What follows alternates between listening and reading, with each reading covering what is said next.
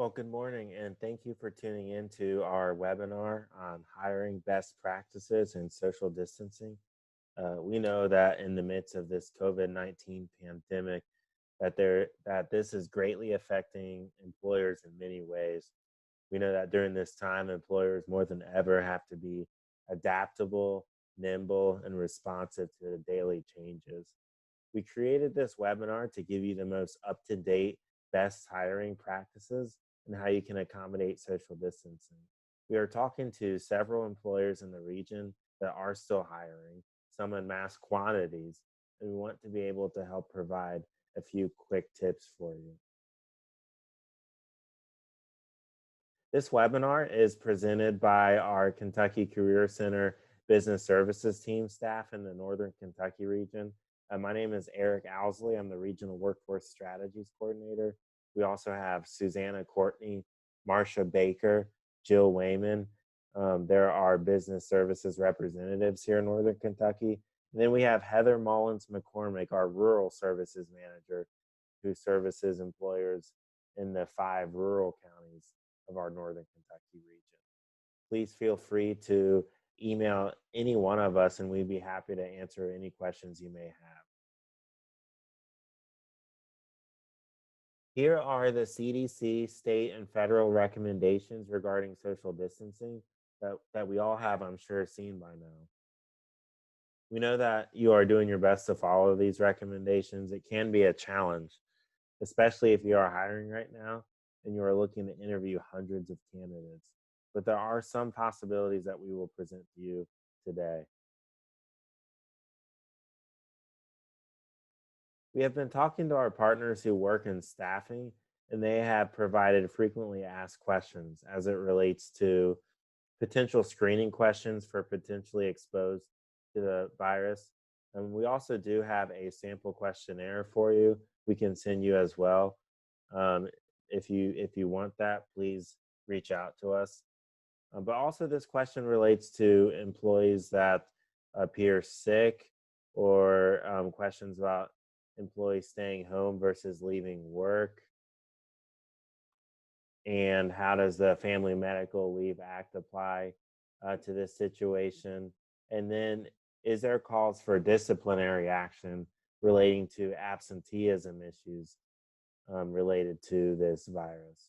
Like I said, these questions I can give to you. I can email these to you, and then these recordings will also be available as well. I wanted to talk briefly about untapped labor pools. If you have increasing hiring demands right now, you may want to think about expanding your candidate pool to often overlooked candidates. At the Kentucky Career Center, we work with several populations that are considered untapped labor pools.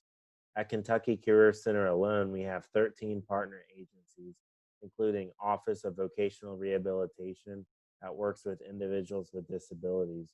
We have Career Development Office that specifically has a team that works with veterans. We have Brighton Center that works with the Opportunity Youth population, those ages 16 to 24 that are out of school and not working. We have career coaches that work tirelessly with our customers to get them ready for their career. When you are partnering with Kentucky Career Center, you have an opportunity to help change lives. There are 2 ways where you can help advertise for your job postings. Number 1 is our new Job Search Marketplace. Job Search Marketplace is our nkcareercenter.org website and features the most up-to-date job openings in this area. We talk to employers daily and try to get this as up-to-date as possible. Number 2, we have our Focus Career job board. Any customer who is filing for unemployment in Kentucky has access to this job board and uses this tool as they perform their required job search. Now, here lately in Northern Kentucky, we have had 1,500 claims per week, if not more so, and that number continues to rise. So you will get exposure to all those potential candidates if you post with us on Focus. Also, just know that if you are partnering with Kentucky Career Center, you are partnering with vast networks. As mentioned, Kentucky Career Center has 13 partner organizations, but we also have other community partners we work closely with in our region as well. We have a strong connection with the Northern Kentucky Chamber of Commerce and collaborative groups such as Grow Northern Kentucky and Safety Net Alliance of Northern Kentucky, which is comprised of 133 partner organizations. So we can help email blast opportunities out to our networks as well as post on our social media pages, which get high foot traffic. You want to make sure that you have an online application to keep with social distancing practice. And even if you do have online applications, you might want to check to see if they are mobile friendly, because a lot of our job seekers do not have access to desktop or laptops, but they do have access to their phone. So while this is going on, please make sure that your websites are up to date and mobile friendly. You also want to describe online the timeline on which candidates can be expected to be contacted. Look for opportunities to modify your hiring process. This could be remote interviews, which we'll talk about more in a minute, but also consider a virtual I-9 process, or you could have more leniency when it comes to drug screens and background checks. As mentioned previously, you could really get a chance to work with untapped labor pools, including those in recovery and reentry, that may have a background. With changing your drug screens and background check policies, you could have a great opportunity to become a transformational employer and change company culture. I wanted to talk about several video conferencing platforms and social media as different interview options. Microsoft Teams is Microsoft's answer to video conferencing and collaboration. Microsoft Teams has a free plan. Once you get used to the interface, Microsoft Teams is easy to use. It has several features including chat, voice, and audio calls. It has cloud storage, file sharing capabilities, and it can be used for setting up meetings and interviews.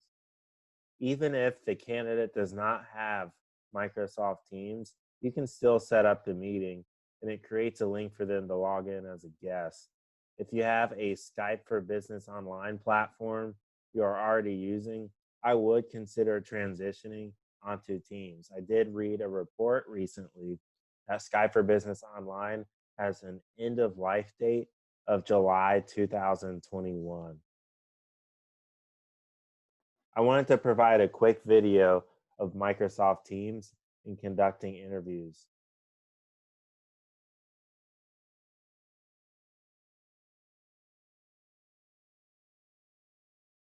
In-person interviews are often a pain to coordinate. You have to deal with travel, equipment, scheduling, and the people you want to interview could be across the world. With Microsoft Teams, you have the tools to interview anyone, anywhere. Let's take a look. Conducting an interview through Microsoft Teams is easy. Simply invite anyone with an email address. Want to interview an entire sports team at once, or invite your colleagues to listen in? No problem. You can add up to 250 participants. If they have Office 365, they'll be able to connect through their own Teams app. If they don't have Teams, they'll get an email invite to be a guest through their web browser. To join a meeting, click on the Meetings tab. Find the meeting you want to join and click Join in the top right. Then pick your audio and video settings. Not in the most professional environment?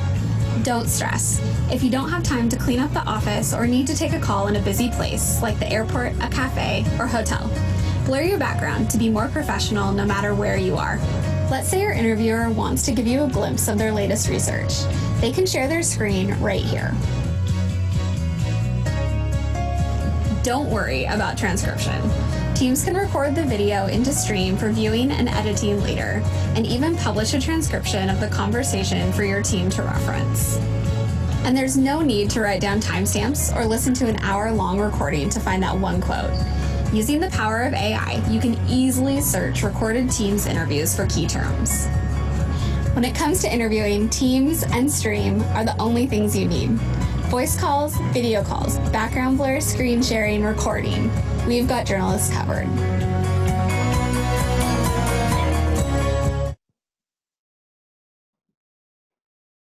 Zoom is another video conferencing platform you can use. Like Teams, Zoom has a basic plan which is free to download. The limitation to the free version is that with 3 or more participants, there is a 40-minute time limit and up to 100 participants can join. If you are doing one-on-one interviews, however, you do not need to worry about that. Like Teams, Zoom also has features such as audio video call. You can set up a meeting and you can screen share, much like what we're doing right now on this webinar. So I wanted to provide a video about Zoom scheduling a meeting. Scheduling a meeting from the Zoom web portal is quick and easy. From the Meetings tab, click the Schedule a New Meeting button. You're able to change the topic of that meeting, in addition to the date, the time, and the duration of that meeting. If it needs to occur frequently, you're able to set this as a recurring meeting and change how often it will occur. You're also able to change settings like generating a unique one-time 9-digit meeting ID or using your personal meeting ID. You're able to require a meeting password and change the video default settings for both the host and the participants in your meetings. You're also able to go further and enable join before host, muting participants upon entry, and the waiting room feature. Once you've scheduled the meeting, you're able to add it to your Google, Outlook, or Yahoo calendar, or scroll down and copy the invitation so that you can paste it and share it with anyone that will need to join your session.